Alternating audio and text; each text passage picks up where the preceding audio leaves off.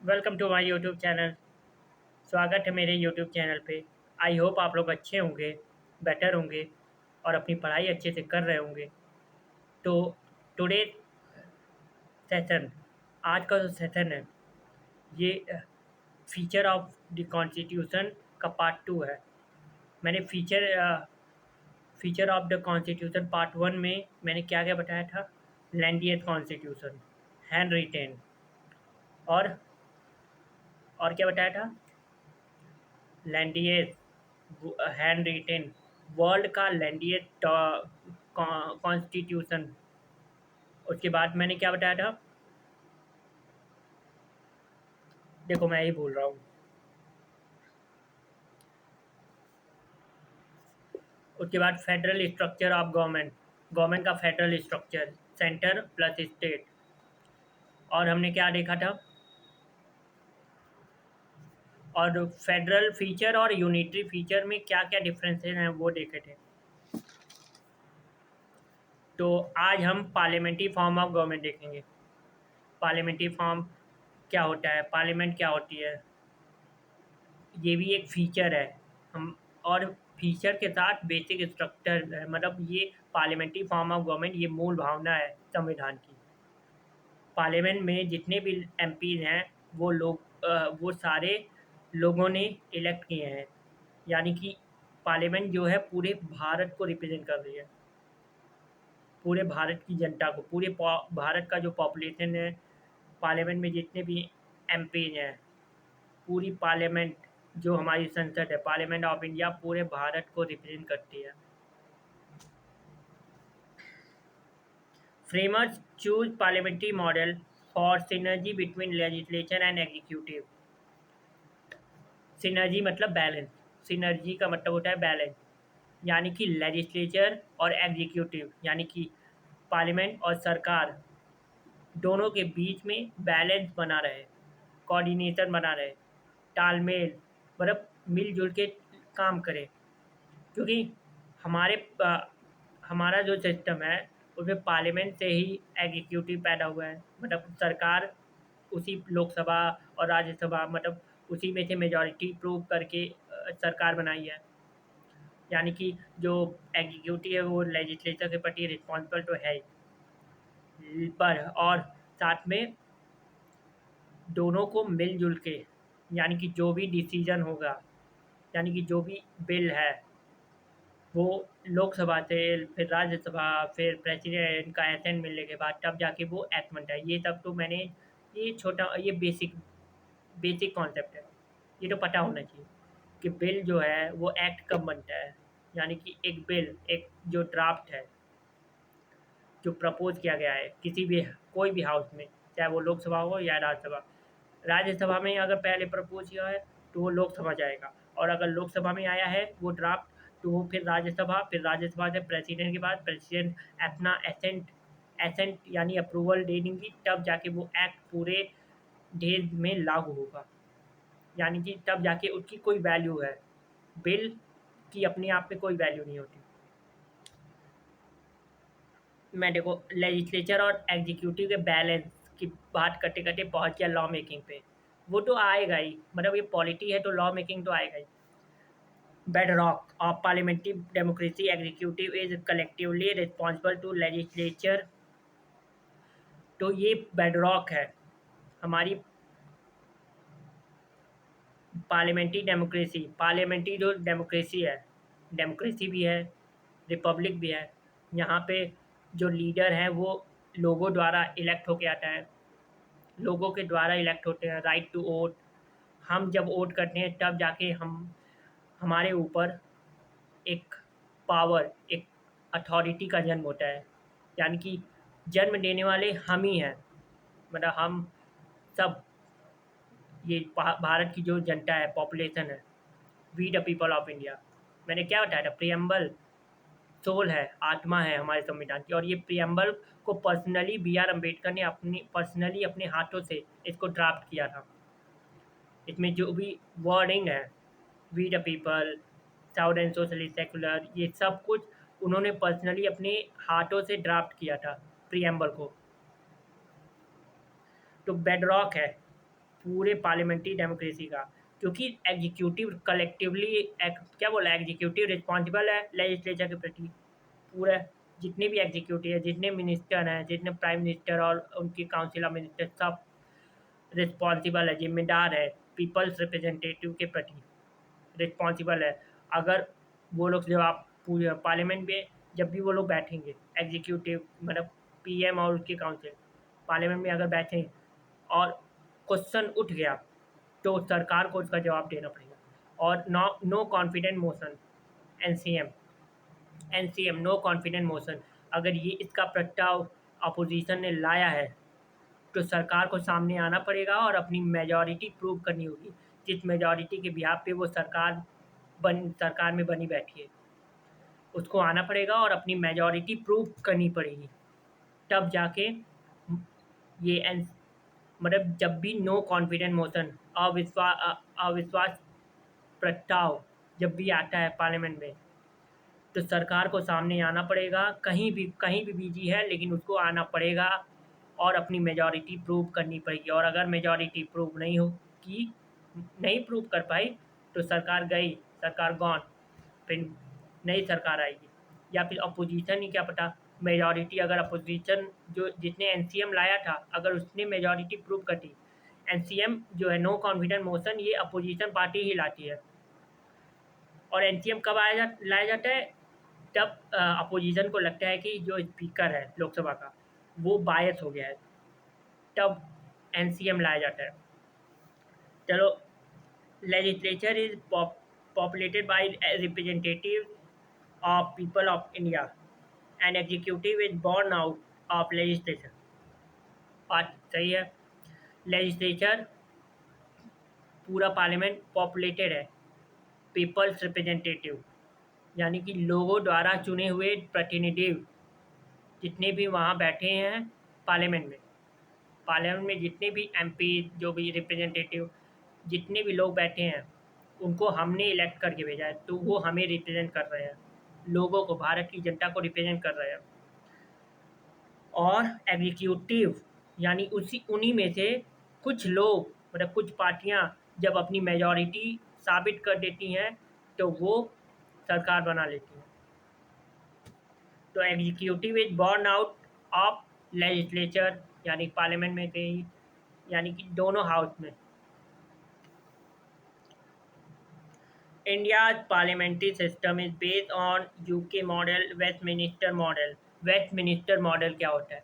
UK का ही जो parliamentary form है, वेस्टमिनिस्टर बोला जाता है इसको। Westminster model of government UK model पे बेस है। इंडिया का पार्लियामेंट्री सिस्टम किस पे बेस है? यूके मॉडल पे। यूके मॉडल कम्प्लीटली बेस्ड नहीं है, वहाँ पे मोनार्की है, वहाँ पे क्राउन रूल है, अभी भी राजा है, अभी भी आज भी राजा है। लेकिन यहाँ पे क्या राजा है? यहाँ पे जो प्राइम मिनिस्टर है या जो प्रेसिडेंट है वो इलेक्ट हो गया था है। और प्रेसिडेंट कोई भी बन सकता है हमारे भारत में, कोई भी, चाहे वो किसी भी टप सेक्शन ऑफ सोसाइटी से आता हो, कोई भी प्रेसिडेंट बन सकता है और प्राइम मिनिस्टर भी बन सकता है। ऐसा कोई वो नहीं है कि सिर्फ मोनार्की तो है नहीं इंडिया में, मोनार्की वहाँ थी, यहाँ पे मोनार्की नहीं है। तो यहाँ का पार्लियामेंट्री अलग है और वहाँ का पार्लियामेंट्री अलग है। वहाँ पे ब्रिटिश पार्लियामेंट जो है उससे ऊपर भी एक सिंहासन है, यानी कि मोनार्क है, राजा है, मोनार्क। लेकिन यहाँ पे इंडिया में रिपब्लिक है, इंडिया में रिपब्लिक है, लोगों के द्वारा इलेक्ट होके आते हैं, लोगों के द्वारा। तो लैंडियट कॉन्स्टिट्यूशन इसीलिए है, इतनी बड़ी डाइवर्सिटी है तो लैंडी कॉन्स्टिट्यूशन तो रहना ही चाहिए। मैंने रीजन भी बताया था कि लैंडी कॉन्स्टिट्यूशन क्यों है। पहले तो डाइवर्सिटी, और फिर जो हमारे कॉलोनियल रूल में जो हमने एक्सपीरियंस किए उसका भी रिएक्शन है हमारे संविधान में, जितने प्रोविज़न है, जो हमने कॉलोनियल रूल में जितने भी एक्ट हमने देखे उसका भी रिएक्शन है हमारे संविधान में, जितने भी प्रोविज़न है वो सब रिएक्शन है उन सारे एक्शन का। और अगर उसके बाद हमने क्या देखा,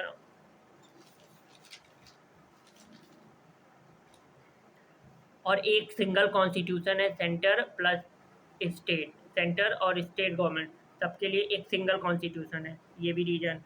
और लीगल लुमिनरीज कॉन्स्टिट्यूएंट असेंबली में बहुत सारे लीगल लुमिनरीज से पढ़े लिखे थे, जिनको लीगल लॉ की बहुत अच्छी नॉलेज थी। और सबसे अम्बेडकर जी के पास तो 9 डिग्रियाँ थी, 9 डिग्री।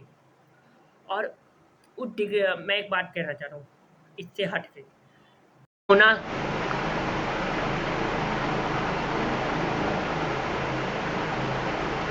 डिग्री होना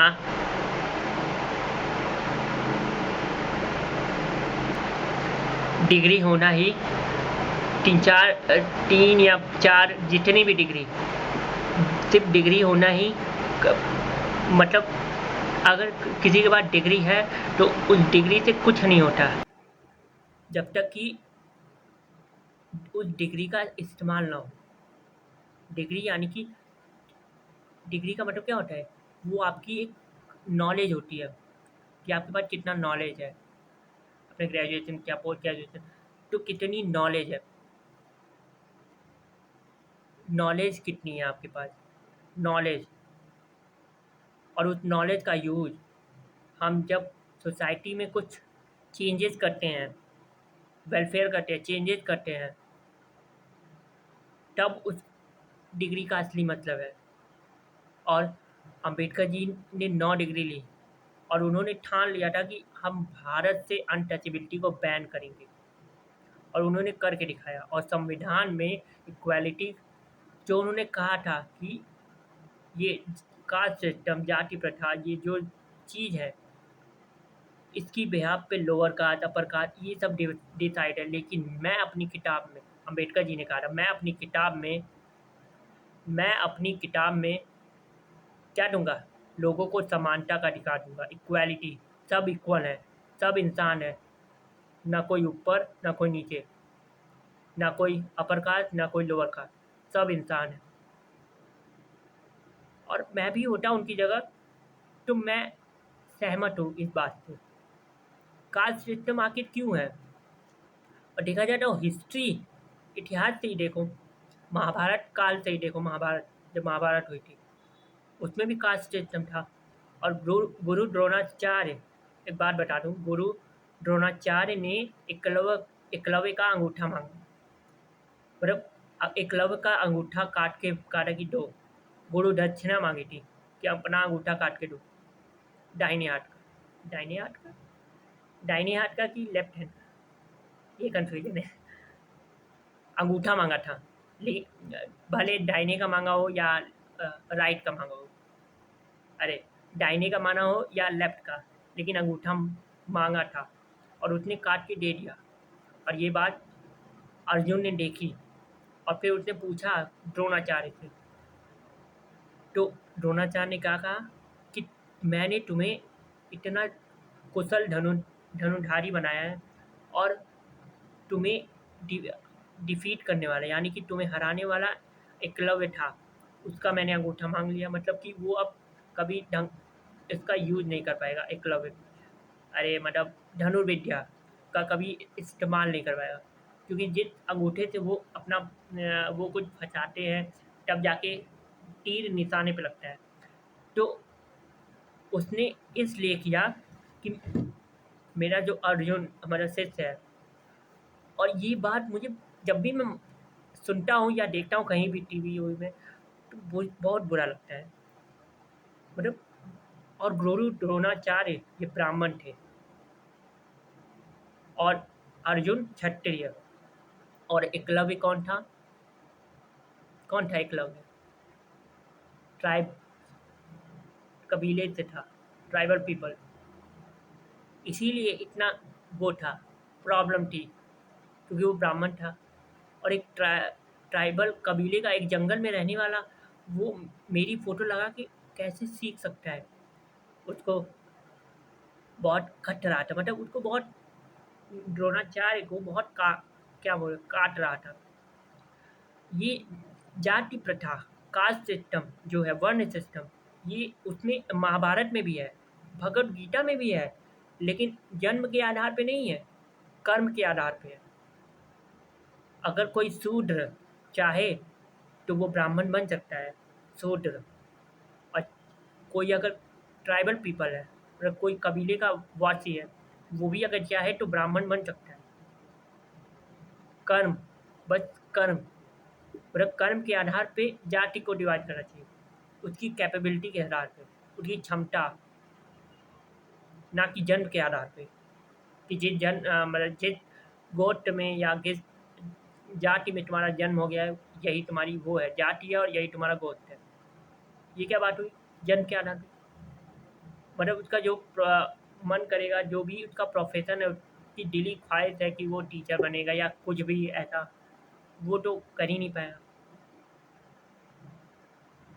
तो अंबेडकर जी ने इस जाति प्रथा को देखा था, बचपन बचपन से उन्होंने देखा था, और उन्होंने टोटल 9 डिग्री हासिल की, पढ़ाई लिखाई सब कुछ, और फिर भारत आए, और उन पढ़ने के बाद भी, मतलब 9 डिग्री होने के बाद भी उनके साथ बुरा सलूक होता था, और फिर उन्होंने ठान लिया कि अब तो, और फिर जब संविधान सभा बनी और जब पहली बार अंबेडकर जी उसमें ज्वाइन किए, तो उन्होंने ठान लिया था कि इक्वालिटी तो हमारे संविधान में होगा, हमारे भारत के संविधान में, पूरे भारत में समानता का अधिकार, सब समान है, सब इंसान है, कोई अनटचेबिलिटी नहीं। और अगर कोई अनटचेबिलिटी करता है, छूट बोलता है किसी को या करता है, कोई भी अनटचेबिलिटी प्रैक्टिस करता है, तो ये पनिशेबल ऑफेंस है। उसमें साफ साफ आर्टिकल में लिखा है पनिशेबल ऑफेंस, यानी कि वो भी बाय लॉ, मतलब ऐसे ही लिखा है पनिशेबल बाय लॉ, यानी कि अगर प्रैक्टिस करता है तो वो क्राइम है, जुर्म है, पनिशेबल है कानून के द्वारा, कानून कानून की नज़र में, क्योंकि रूल ऑफ लॉ है, संविधान है, उससे नीचे सब आते हैं, संविधान ही रूल ऑफ लॉ है। संविधान मतलब कानून के ऊपर कोई नहीं, और कानून के बगल में भी कोई नहीं, कानून के लॉ के नीचे ही है, क्योंकि लॉ का रूल चलता है, हमारे भारत में रूल ऑफ लॉ है। The Indian constitution is one of the most distinctive constitutional document in the world. ये तो हो गया था।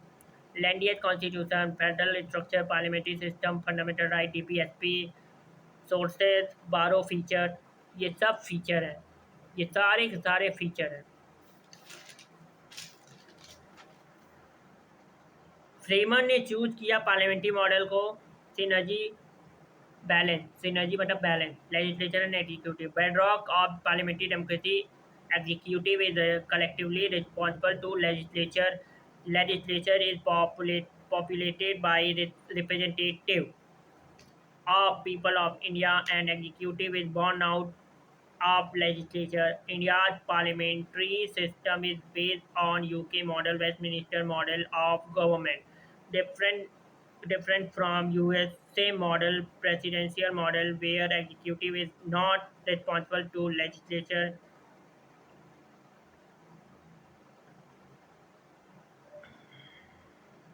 Different from USA model, presidential model, where executive is not responsible.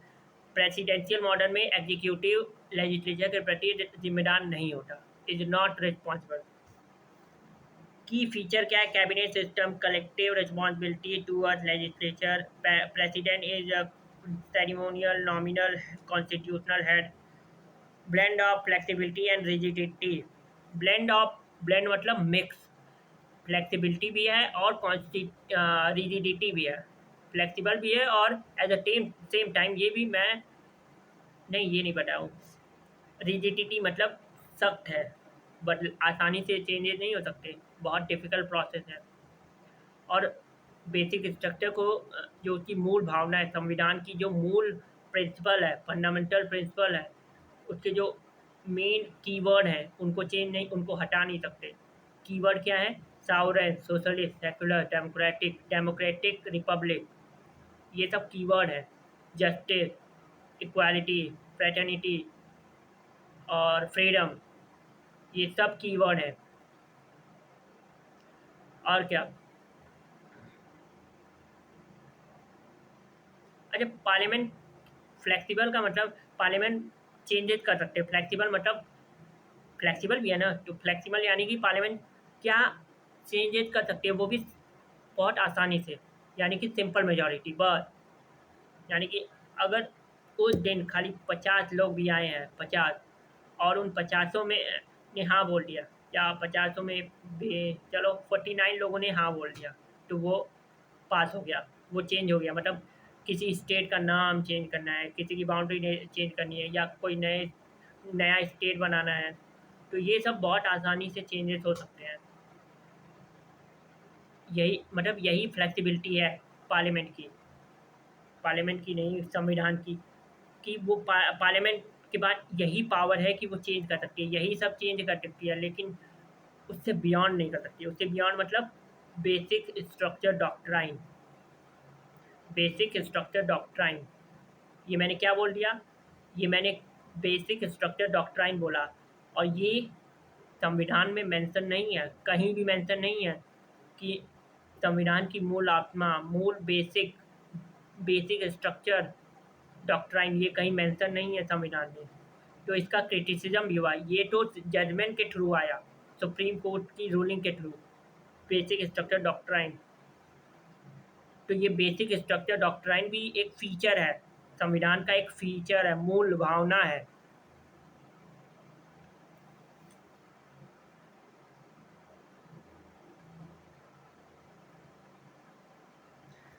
Rigid का मतलब which is very difficult to change, example में US. Flexible मतलब which can be change easily, आसानी से बदलाव कर सकते हैं। Example UK constitution, while we want the constitution to be as solid and permanent as we can make it, जैसा उन्होंने बनाया है। वो लोग चाहते हैं कि हमारा संविधान सॉलिड हो, परमानेंट हो, लेकिन आगे भी देखो, comma comma comma, there is no permanent, there is no permanent, कुछ भी परमानेंट नहीं होता इन कॉन्स्टिट्यूशन, ना ही कॉन्स्टिट्यूशन में और ना ही सोसाइटी में। उस समय की सोसाइटी 1949 या फिर 1950 में लागू हुआ, तो उस समय की सोसाइटी कुछ और थी, टेक्नोलॉजी इतनी नहीं थी, एआई नहीं था। लेकिन आज देखो एआई आ गया, तो परिवर्तन हुआ ना। तो अ, परिवर्तन किसका नियम है? नेचर का, सोसाइटी का। तो कुछ भी परमानेंट नहीं है, नो परमानेंट। ये line, there is no permanent, there is no permanent, कुछ भी परमानेंट नहीं है, कुछ भी परमानेंट नहीं है, कुछ भी फिक्स नहीं है। बदलाव ही बदलाव ही क्या है, क्या नाम है, change is the law of nature, nature का लॉ है, नियम है। बदलाव, परिवर्तन ही संसार का नियम है। ये सुनते हो ना, सोसाइटी का भी यही नियम है। सोसाइटी भी उस समय की कुछ थी, आज की सोसाइटी।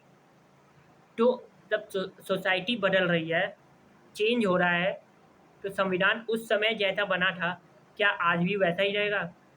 क्या अ, और जो सोसाइटी जब बदलती है, तो लोगों की ज़रूरतें भी तो बदलती है। सोसाइटी को कौन बनाता है? सोसाइटी कैसे बनती है? लोगों के द्वारा, ग्रुप ऑफ पीपल। तो उन लोगों की जो ख्वाहिशें हैं, ज़रूरतें, अब देखो इकॉनमी इसमें घुसा रहा हूँ, लोगों की जो नीड है, ख्वाहिशें, वो भी तो अनलिमिटेड है। और बदलती हुई जो सोसाइटी है, उस बदलती हुई सोसाइटी के साथ जो उनकी बदलती हुई नीड्स है, उस समय की नीड कुछ थी। उस समय की नीड थी कि बस 2 रोटी हमें खाने को, 2 वक़्त का खाना मिल जाए, बस। आज हमारी इकॉनमी कहाँ जा रही है? मतलब थर्ड लार्जेस्ट या फोर्थ लार्जेस्ट, जो भी बोलना है।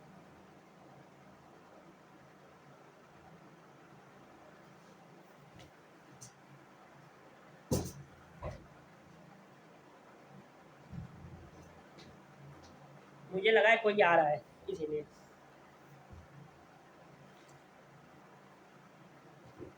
तो सोसाइटी की बदलती हुई नीड्स के हिसाब से टाइम तो बीत रहा है, टाइम आगे बढ़ रहा है, पीछे तो जा नहीं रहा है। सब कुछ बीत रहा है, आज का भी दिन बीत जाएगा, टाइम चल ही रहा है। टाइम भी चल रहा है और मैं आगे भी बढ़ रहा हूँ, मतलब नए-नए टॉपिक लेके आ रहा हूँ और मैं आपको पढ़ा रहा हूँ। पढ़ा रहा हूँ कि नहीं? ये टाइम है, तो टाइम कभी रुका नहीं है। तो जैसे जैसे with the changing needs of the society, with the changing needs of the society, अगर हम संविधान को सॉलिड करते, एकदम रिजिड, फ्लेक्सिबल नहीं करते, जो खाली रिजिड, उसी जैसा बना था वैसा ही आज भी रहता, तो कितनी प्रॉब्लम होती। सोसाइटी को क्या ज़रूरत है, क्या वेलफेयर स्कीम पॉलिसी सरकार को लानी चाहिए, कैसे ला पाती बताओ। अगर सब कुछ सॉलिड होता, रिजिड होता, परमानेंट होता, जैसा उन्होंने बनाया मेकर्स ने, वैसा ही रखते। इसी उनका दिमाग ओपन माइंडेड था, पढ़े लिखे थे, ऐसा अनपढ़ गवार नहीं थे, एकदम रिस्पेक्टेड लोग थे, रिस्पेक्टेड लीडर्स थे। बी आर अम्बेडकर के बाद जी के बाद 9 डिग्री थी, वो भी फॉरेन से पढ़े थे। फॉरेन से मतलब इतने अच्छे अच्छे यूनिवर्सिटी थे,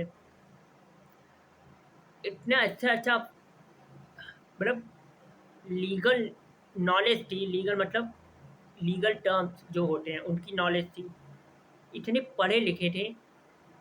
तो और उन्होंने पूरे देश का संविधान देखा था, किसी का पूरा ही रिजिड है, किसी का पूरा ही फ्लेक्सिबल है, सब कुछ देख रहे हैं ना। यूएस का देख रहे हैं, यूके का देख रहे हैं, कितना फ्लेक्सिबल है, एकदम ही फ्लेक्सिबल है। और यूएसए का एकदम ही रिजिड है। तो ना उनको रिजिड चाहिए था, ना ही मतलब neither neither rigid nor flexible, यानी कि ना ही पूरा रिजिड चाहिए और ना ही पूरा फ्लेक्सिबल चाहिए, दोनों का मिक्स चाहिए, ब्लेंड। ब्लेंड मतलब mix, blend of flexibility and rigidity. इस लाइन को समझाने के लिए मैं कितना टाइम ले रहा हूँ। यानी कि विद जो भी सोसाइटी की ज़रूरत है उसके हिसाब से पार्लियामेंट संविधान में अमेंडमेंट कर सके। अमेंडमेंट यानी कि अमेंडमेंट मतलब संशोधन, चेंज, बदलाव। और अमेंडमेंट से मतलब क्या है, कोई चीज़ ऐड करना, एडिशन, कोई चीज़ रिपील करना, और कोई चीज़ एडिशन मतलब ऐड करना, कोई चीज़ रिपील करना, यानी रिपील मतलब उसको रिपील करना, उसको हटा देना। और या तो कोई चीज़ एडिशन, रिपील, और एक और वर्ड था याद नहीं आ रहा है। एडिशन, रिपील और मतलब अमेंडमेंट का मतलब पार्लियामेंट ऐड कर सकती है कोई आर्टिकल या कोई वर्ड, कोई कीवर्ड, या कुछ रिपील करना, कुछ हटा देना। लेकिन एक और वर्ड है, याद नहीं आ रहा है, कीवर्ड है इसी। और ये सब कीवर्ड मैं इसलिए बार बार बोल रहा हूँ क्योंकि इम्पोर्टेंट है, लेकिन ये तीसरा वाला मुझे याद नहीं आ रहा है।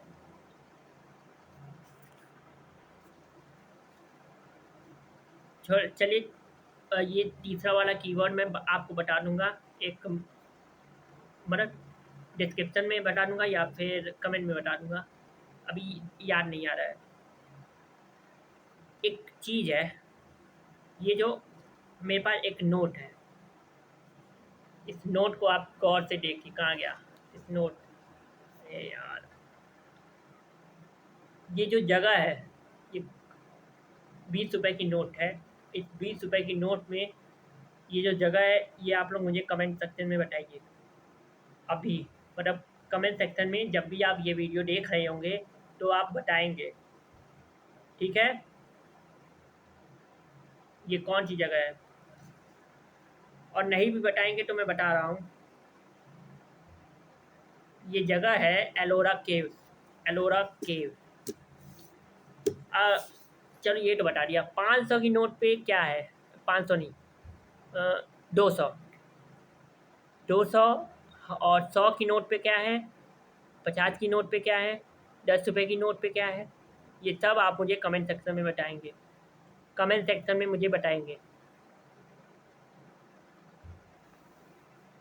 500 की नोट पे तो बहुत सिंपल है, 500 की नोट पे लाल किला बना है। 200 की नोट पे देखो, ये 200 की नोट का मुझे अभी याद नहीं है, चलिए देख के मतलब बाद में बताऊंगा, अभी मुझे याद नहीं आ रहा है, ठीक है।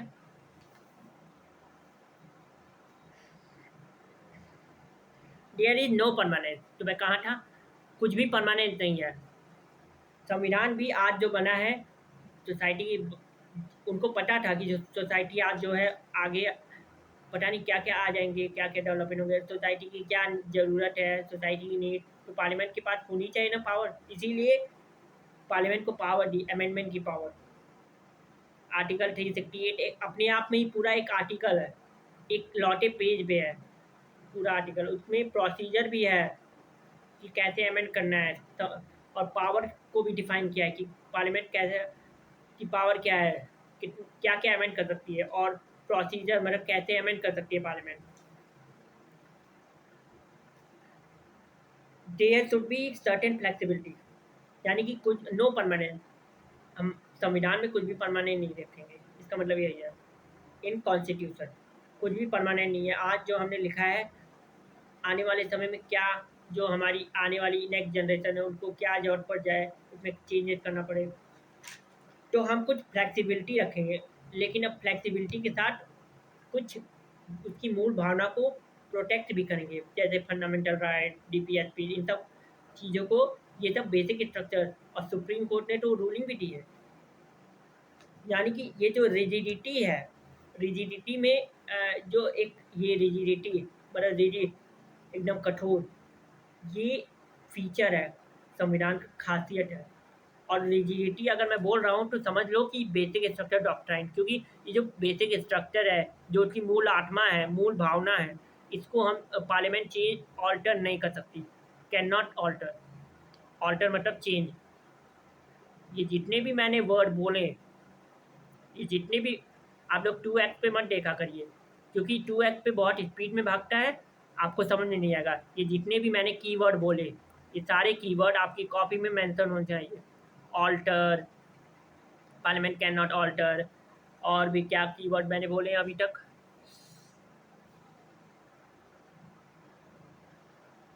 फ्लेक्सिबिलिटी, ये भी कीवर्ड है। Rigidity, basic structure doctrine, parliamentary form of government, और एग्जीक्यूटिव रिस्पॉन्सिबल है, कलेक्टिवली रिस्पॉन्सिबल है लेजिस्लेचर के प्रति, ये भी मैंने बोला। और क्या बोला?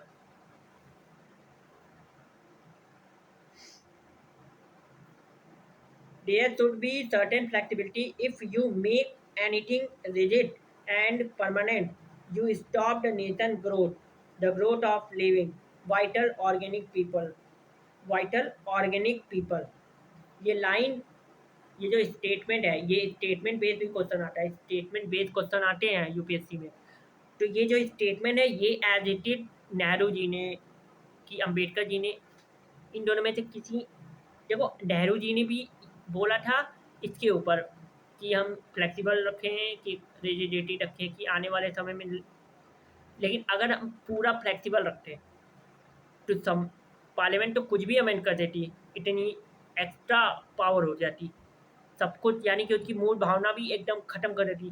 यानी कि जो पार्लियामेंट्री फॉर्म है, यानी कि पार्लियामेंट के को अगर हम पूरे संविधान में फ्लेक्सिबल, यानी कि रिजिड नहीं होता, फ्लेक्सिबल होता, यानी कि ये जो अमेंडमेंट है, अमेंडमेंट की जो पावर है, इसमें जो प्रोसीजर है बहुत सिंपल होता, तो कुछ भी अमेंड कर देती पार्लियामेंट।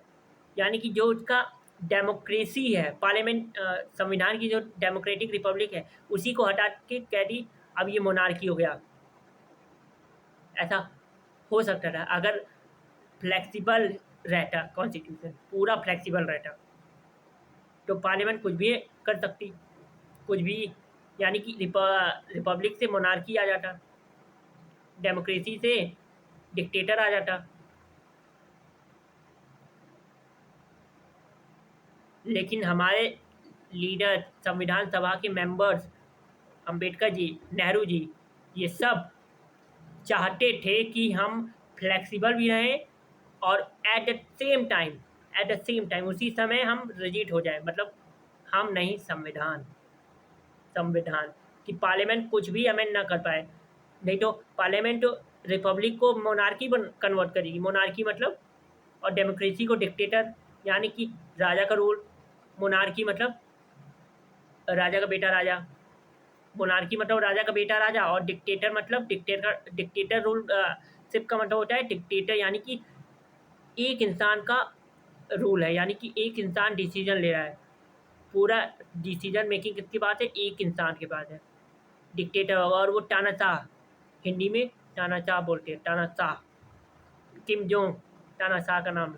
और किसी तानाशाह का नाम बताओ, वर्ल्ड में कितने तानाशाह मतलब अगर वर्ल्ड हिस्ट्री पढ़े हो तो कितने तानाशाह का नाम तुमने सुना है। तानाशाह तानाशाह कितने कितने ने क्या क्या तानाशाही दिखाई है। आर्बिट्रेरी पावर आर्बिट्रेरी मतलब एक खराब पावर होती है। आर्बिट्रेरी पावर मतलब ऐसी पावर जो लोगों के अगेंस्ट हो, मतलब लोगों के जो हित हैं उसके खिलाफ हो, लोगों की वेलफेयर ना करे, उस आर्बिट्रेरी पावर से लोगों का नुकसान हो। आर्बिट्रेरी पावर यही होती है, आर्बिट्रेरीनेस। और सरकार को आर्बिट्रेरी नहीं होना है। इसीलिए हमारे संविधान में flexible at the same time rigid मालिक मतलब ये दोनों फीचर है, खासियत है। यानी कि हमारा संविधान ना ही neither flexible nor rigid, blend of flexibility and rigidity. मतलब समय आने पे चेंज हो सकता है, सोसाइटी समाज की ज़रूरत के हिसाब से। और फ्लेक्सिबल और रिजिड मतलब ऐसा भी नहीं कि पूरा उस समय 1950 में जो संविधान बनाया था एकदम ही ऐसा चेंज कर दिया, पूरा डेमोक्रेटिक रिपब्लिक से डिक्टेटर मोनार्की हो गया। रिपब्लिक से मोनार्की और डिक्टेटर से अरे डेमोक्रेसी से क्या डिक्टेटर डिक्टेटर। ऐसा तो नहीं कर सकते। डेमोक्रेसी हमारा मूल भावना है, वी द पीपल, ये मूल भावना है, संविधान की आत्मा है। हम लोग रियल पावर हम लोगों के पास है। रियल पावर संविधान ने हमें दी है, संविधान ने हमें दी है। यानी कि किसने दी है? कॉन्स्टिट्यूशन ने हमें दी है, संविधान ने हमें रियल पावर दी है। यानी कि जो कॉन्स्टिट्यूशन लॉ है, जितने भी प्रोविजन है, वी द पीपल, ये रूल ऑफ लॉ है ना, तो उस कानून ने हमें पावर दी है। किसी एक इंसान को पावर नहीं दी है, पूरी जनता को पावर दी है। Right to vote, right to vote, और वो पावर का नाम है राइट टू वोट। और ये 3 वर्ड राइट टू वोट अपने आप में ही बहुत ही पावरफुल है। बस आपको आपको एहसास नहीं है, आपको एहसास नहीं है कि आपके पास ये पावर है। ये 3 वर्ड, 3 मैजिकल वर्ड की बात नहीं कर रहा हूँ, 3 वर्ड की बात कर रहा हूँ। 3 मैजिकल वर्ड नहीं, 3 powerful word. Right to vote, right to vote, मतदान, मत देने का, अपना मत, अपना वोट, जिससे कि तुम्हारे देश में एक प्राइम मिनिस्टर इलेक्ट होता है और प्रेसिडेंट आते हैं। अलग अलग जो पोस्ट हैं उनका वोट है। इलेक्शन होता है या एग्ज़ाम के थ्रू भी होता है सिलेक्शन, जैसे सिविल सर्विसेज, ये एग्ज़ाम के थ्रू होता है।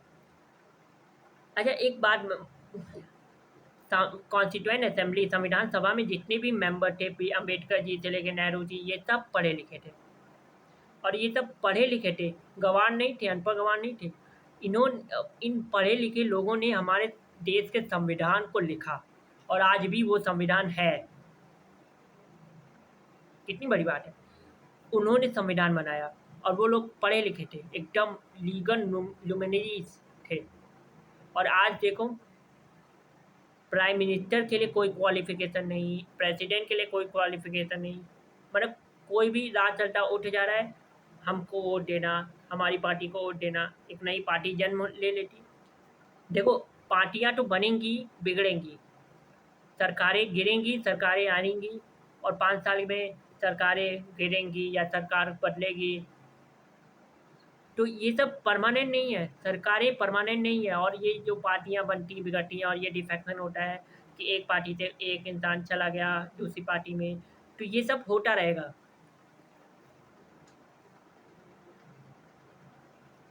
ये सब होता रहेगा।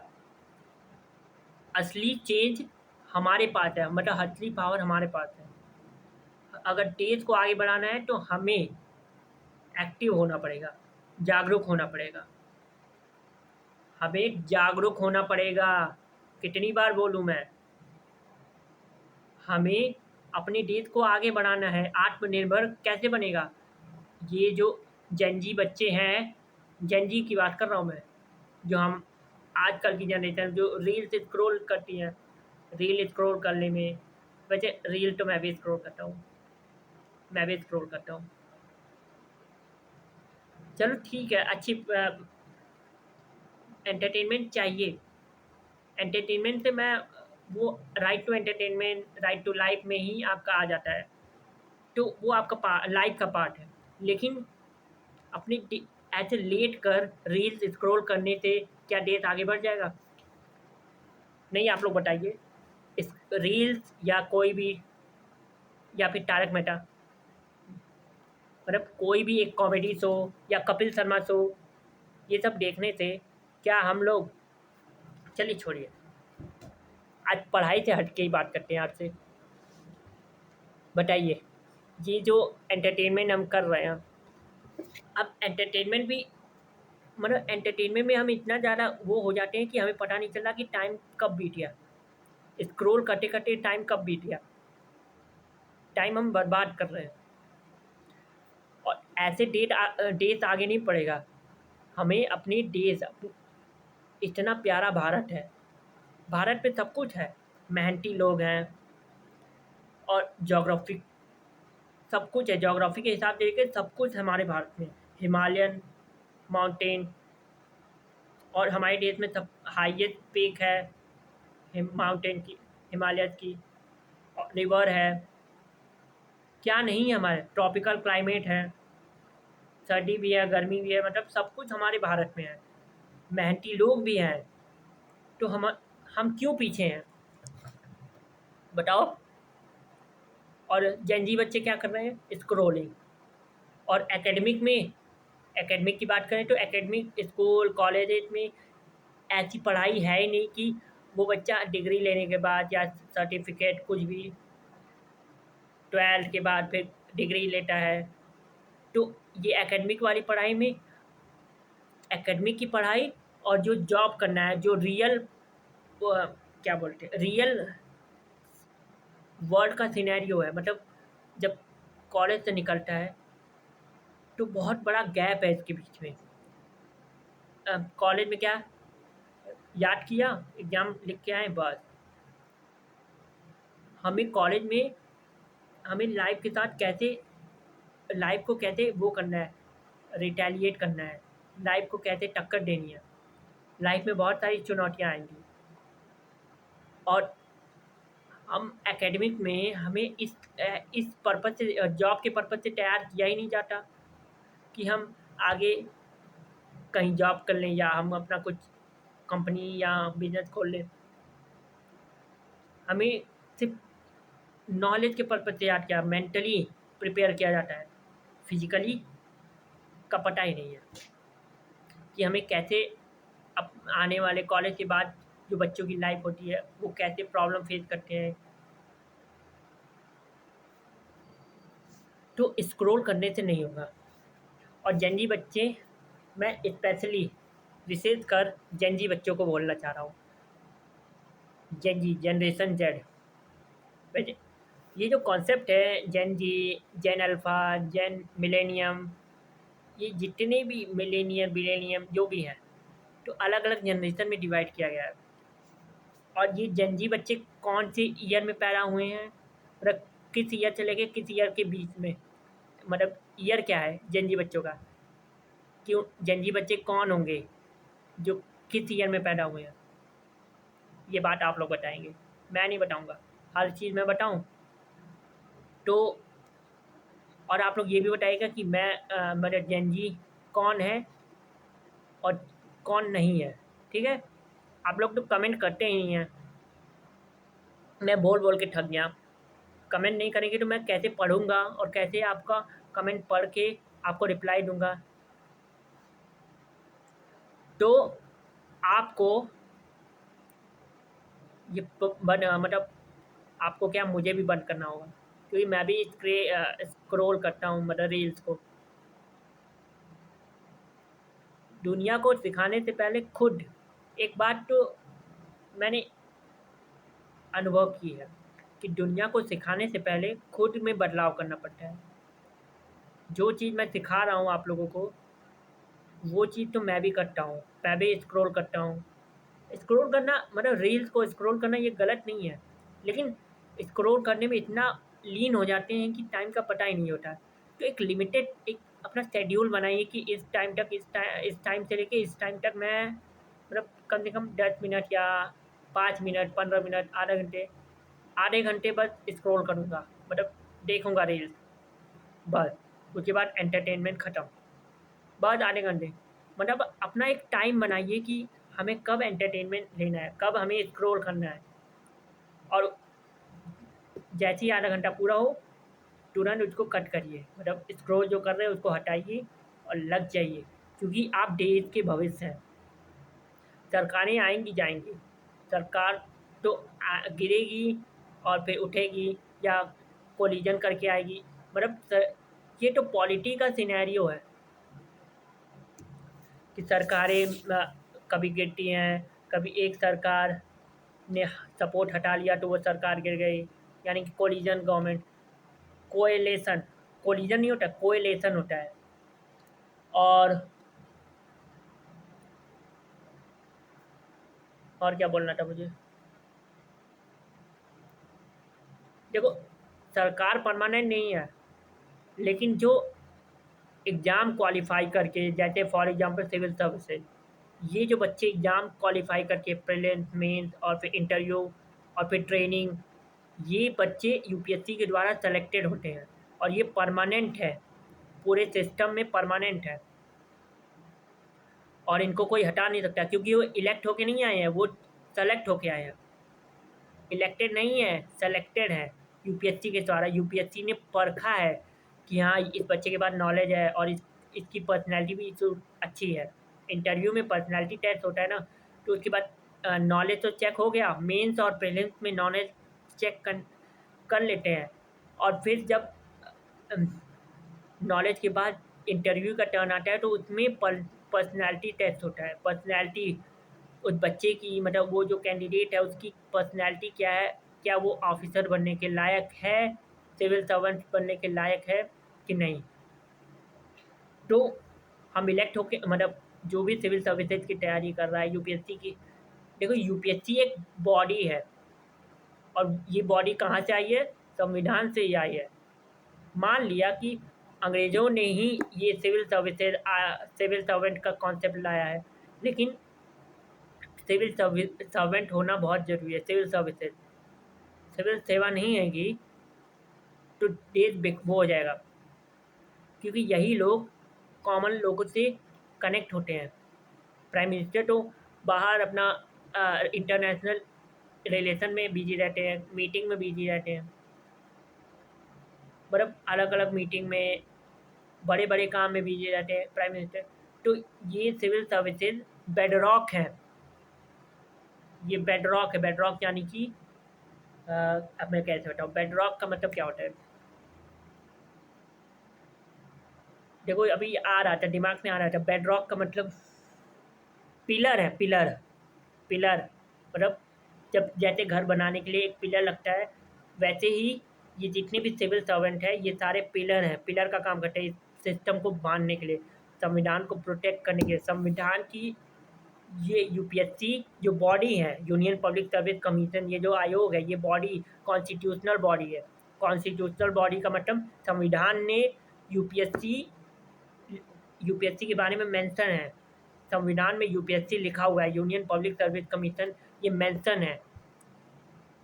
तो ये जो पोस्ट होती है आईएएस, आईपीएस, सिविल सर्विसेज, ये संवैधानिक रूप से लीगल है, संवैधानिक रूप से लीगल है, इलीगल नहीं है। ये किसी पार्लियामेंट के लॉ के द्वारा पास नहीं हुआ है। ये संविधान, जब संविधान बन रहा था तब ये संविधान में लिखा गया, मेंशन है। संविधान में मेंशन का मतलब संविधान में इंश्राइन है स्पेसिफिक आर्टिकल में। और कौन सा आर्टिकल सिविल सर्विसेज की बात करता है। यूपीएससी तो बहुत सारे एग्ज़ाम कंडक्ट करवाती है, यूनियन पब्लिक सर्विस कमीशन बहुत सारे एग्ज़ाम कंडक्ट करवाती है, जिसमें से एक एग्ज़ाम होता है सिविल सर्विसेज एग्ज़ाम। तो ये पूरे सिस्टम, पूरे डेमोक्रेसी का बेडरॉक है। बेडरॉक मतलब पिलर है, पिलर। और इस पिलर के बिना डेमोक्रेसी अपाहिज हो जाएगी। पैरालिसिस, पैरालिसिस अपाहिज हो जाएगी।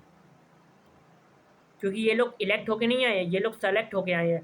इनके पास वो कैपेबिलिटी है, उनके पास नॉलेज है, इनके पास इंटरव्यू में बात करने की एक तरीका, एक बिहेवियर है कि कैसे बात किया जाता है।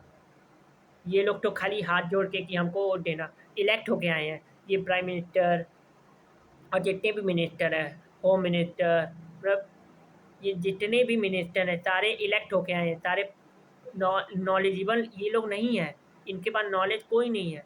ये लोग तो खाली मुंह उठा के कुर्ता पहने, टोपी लगाए और अपने मैनिफेस्टो को लेके निकल पड़े कि हमको वोट देना। ये लोग के पास, तो यही मुझे कहना था। फीचर ऑफ द कॉन्स्टिट्यूशन का मैं कभी और कंप्लीट करूँगा। गवर्नेंस सिस्टम भी अभी मुझे पढ़ाना है, गवर्नेंस कैसा है हमारे भारत का। तो ठीक है, इस वीडियो को मैं एंड करता हूँ। Thank you, thank you so much. पढ़ते रहिए, मेहनत करते रहिए और आगे बढ़िए और अपनी देश को भी आगे बढ़ाइए। आप ही लोग रियल पावर हैं, we the people of India. Thank you so much. जय हिंद, जय भारत।